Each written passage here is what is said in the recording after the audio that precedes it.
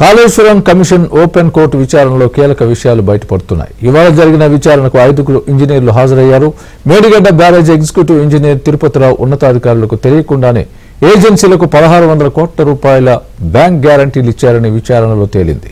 Bank గ్యారంటీల్ని ఏజెన్సీలకు ఇచ్చే ముందు undertaking ఏజెన్సీల నుంచి ఏమైనా తీసుకున్నారా అంటూ ఇంజనీర్లను కమిషన్ ప్రశ్నించింది. ఈఎన్సీ కార్యాలయంలో జరిగిన సమావేశం మినిట్స్ అనుసరించకుండానే వీటిని విడుదల చేసినట్లు వారు వివరించారు.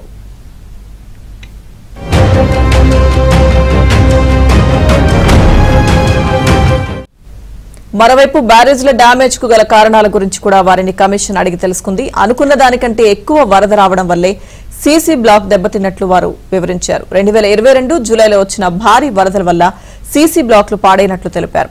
ఈ డ్యామేజ్ జరిగిన వెంటనే ఏజెన్సీలకు లేఖలు రాశామని కమిషన్ కు వివరించారు.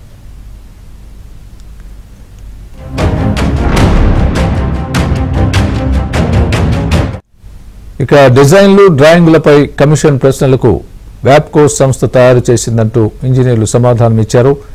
సిడిఓ సిఈ అనుమతితో అమలు చేసినట్లు కూడా తెలిపారు. నిర్మాణానికి ముందు సైట్లలో ఏమైనా పరీక్షలు నిర్వహించారా అని వారిని కమిషన్ ప్రశ్నించగా ఎన్ఐటి వరంగల్ ఆధ్వర్యంలో పరీక్షలు జరిగాయని వివరణ ఇచ్చారు.